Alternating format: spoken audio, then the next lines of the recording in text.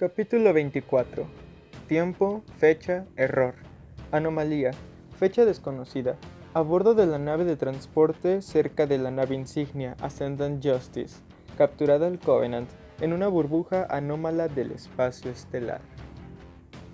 Las paredes iluminadas por un débil color azul de la nave de transporte parecieron combarse hacia el interior, lo que hizo que John sintiera una ligera claustrofobia. Si se paraba a pensar en ello, no dejaba de ser irónico, ya que siempre se encontraba dentro de aquella armadura tan estrecha. Los otros dos Spartans estaban sentados a su lado, sin moverse. Fred, designado en aquella misión como Azul 2, era el segundo al mando. Había luchado en más de 120 campañas, era un gran líder y pensaba muy rápidamente. A veces, se tomaba las responsabilidades del mando demasiado en serio y empatizaba demasiado con cualquier miembro herido de su equipo. Lee, Azul 3, era el especialista en combate en gravedad cero. Había aprendido artes marciales con un equipo de microgravedad en instalaciones de condiciones extremas de la UNSC en Chiron, en órbita alrededor de Marte. Se sentía tan bien sin gravedad como el resto en tierra firme, y John estaba contento de poder contar con él en aquella misión. Anton, Azul 4, era quien preocupaba más a John. Había pasado la mayor parte de su vida con los pies firmemente plantados en el suelo.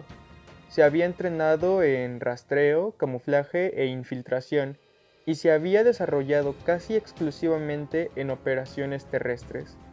Más de una vez había demostrado su incomodidad en situaciones con gravedad cero. Will, Azul 5, era callado, pero nunca había fallado en completar su misión.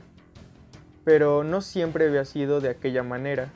Cuando era más joven, era el que siempre contaba chistes y hacía bromas para mantener elevado el ánimo del equipo. Se había endurecido, como todos los demás. Pero en Will, aquello significaba que había perdido algo.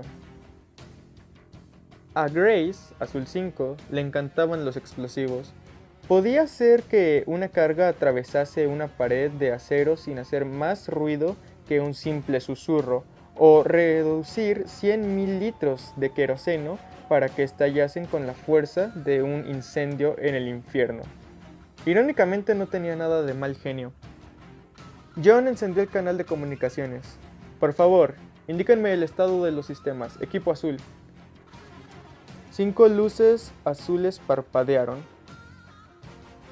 Esto me recuerda a la misión subacuática en la que nos envió el jefe Méndez en Emerald Cove, murmuró Fred, cuando saboteó nuestros tanques de aire y acabamos robándole el suyo. Ah, sí, después, siguió Anton entre carcajadas, le abandonamos y escapamos en aquella isla. Durante una semana no hicimos nada más que encender hogueras, cocer almejas y surfear. Añadió Grace, aquellos calamares. John se planteó si Emerald Cove seguiría existiendo. La UNSC había abandonado aquella colonia hacía una década. Seguramente el Covenant había cristalizado aquel mundo. Equipo azul, la voz de Pulaski brotó del comunicador. Las condiciones locales no estarán más tranquilas que como están ahora. Despegando en 3, 2, 1. John sintió la aceleración en la boca del estómago. Se alzó, se movió hacia la escotilla y miró a través de ella. En el exterior, el casco del Ascendant Justice pasaba a su lado. Casi cada centímetro cuadrado del recubrimiento de aleación de la nave insignia había quedado con cicatrices a causa del calor y los micrometeoritos. Unas columnas de metal vaporizado flotaban tremulosas hacia el vacío. Al ascender hacia la cubierta superior del Ascendant Justice, pudo ver la ominosa sombra de la fragata Gettysburg de la UNSC, vuelta panza arriba, y todavía milagrosamente enlazada con la nave Covenant. Ardía, con cráteres marcados en toda su superficie, con la atmósfera escapando de su interior, pero seguía notoriamente intacta. Si no fuese por los miles de marines muertos que debían de seguir a bordo, habría dicho que aquella nave era afortunada. El transporte frenó ligeramente, y Pulaski lo hizo flotar, virar y aterrizar sobre la superficie de la nave. «Amarre asegurado», anunció por radio. «Todo suyo, jefe». «Fred, Grace y yo haremos un reconocimiento», le dijo al equipo azul. «Anton, Will y Lee, prepárense para transportar los soldadores y las planchas blindadas que arrancamos de la Gettysburg cuando les dé la señal de que todo está despejado». John colocó sus botas sobre el casco. Las suelas magnéticas se pegaron al metal con un chasquido satisfactorio. Pulaski había aterrizado la nave de transporte en una posición de forma que sus mandíbulas rodeasen la grieta, con lo que estarían un tanto a cubierto. Encima de ellos, el espacio estelar estaba en llamas. Parecía como si alguien hubiese rociado la noche con combustible de propulsores y le hubiese prendido fuego. Las llamaradas sangrientas y hirvientes cruzaban el cielo teñido de un tono azul de medianoche.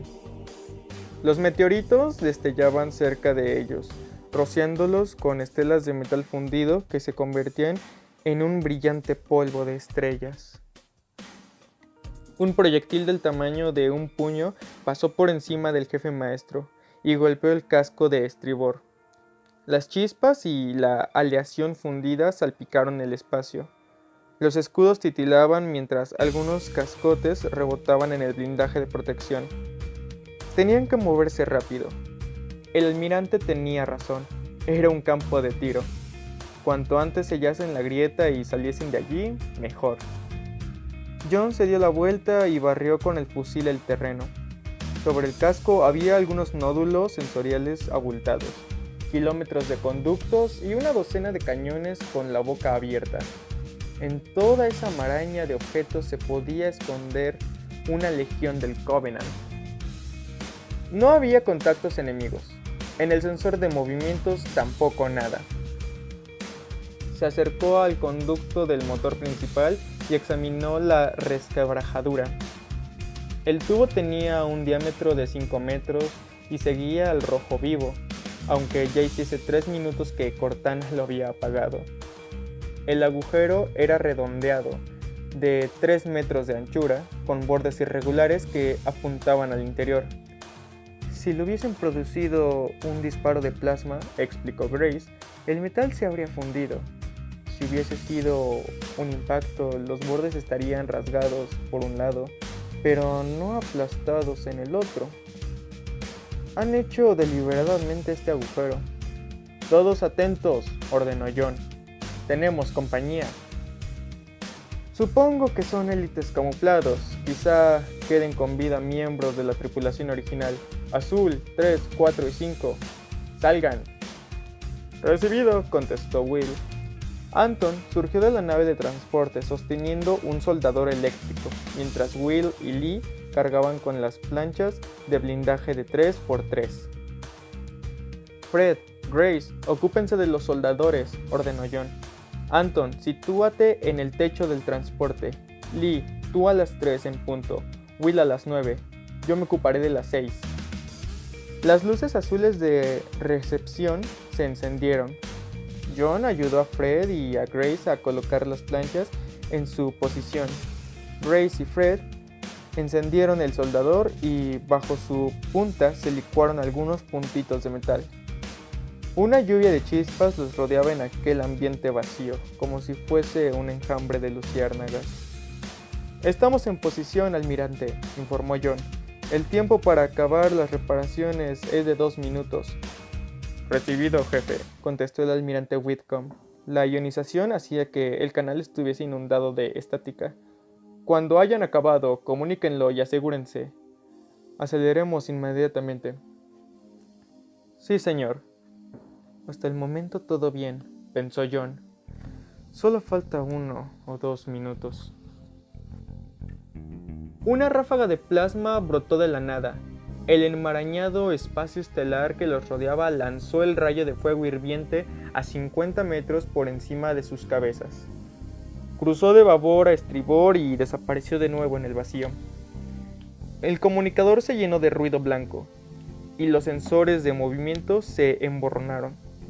Lo mismo que le sucedió a los 6 escudos de camuflaje activados de los élites que se habían estado acercando lentamente y hasta el momento imperceptiblemente hacia su posición.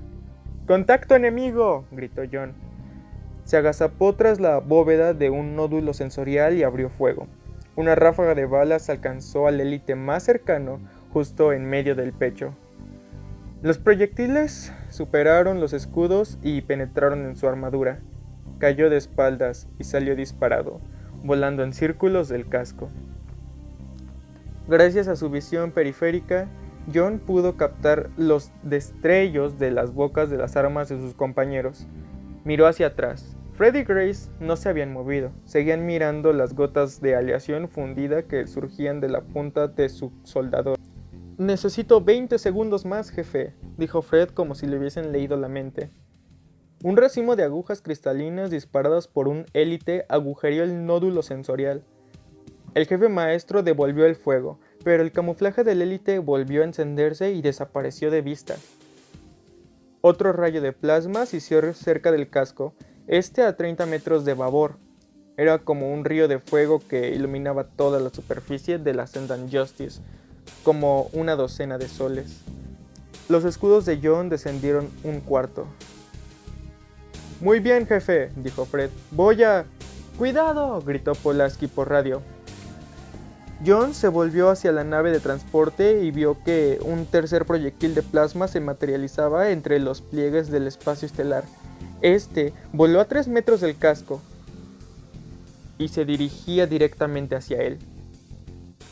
Will se lanzó al hueco que se formaba entre la nave de transporte y el casco. Fred y Grace se tumbaron sobre la cubierta. Lee se quedó en su posición disparado contra los élites, con los destellos de los disparos reflejados en el casco. Anton se levantó, abandonando la poca protección que le ofrecía la parte superior del transporte, pero se agachó instintivamente de nuevo cuando un élite le disparó. John se agazapó, saltó y se propulsó hacia un área protegida entre las mandíbulas del transporte. El rayo de plasma barrió el transporte como si se tratara de un tsunami de fuego. Pulaski gritó. Su canal quedó en silencio. Una luz azulada inundó la visión de John. Las descargas eléctricas le atravesaban la carne, reverberaban en sus músculos, en sus ligamentos.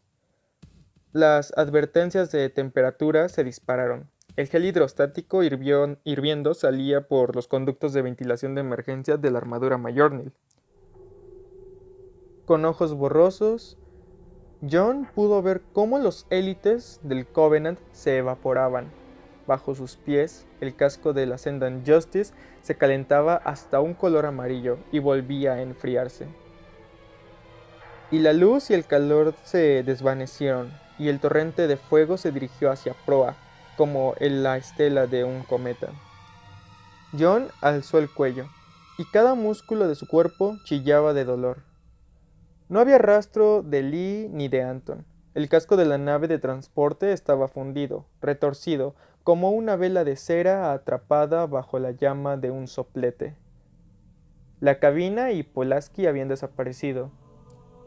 La alarma de sus constantes vitales resonaba con fuerza. Will, Grace y Fred estaban tumbados a su lado, muertos o inconscientes. No podía saberlo. Sujetó con fuerza sus amarres a la cubierta y a continuación hizo lo propio con el suyo. Encendió la radio. «Almirante, la brecha del conducto está sellada». «Sujétate, hijo», respondió el almirante. «Será un viaje movidito». Y John cayó inconsciente sobre la cubierta.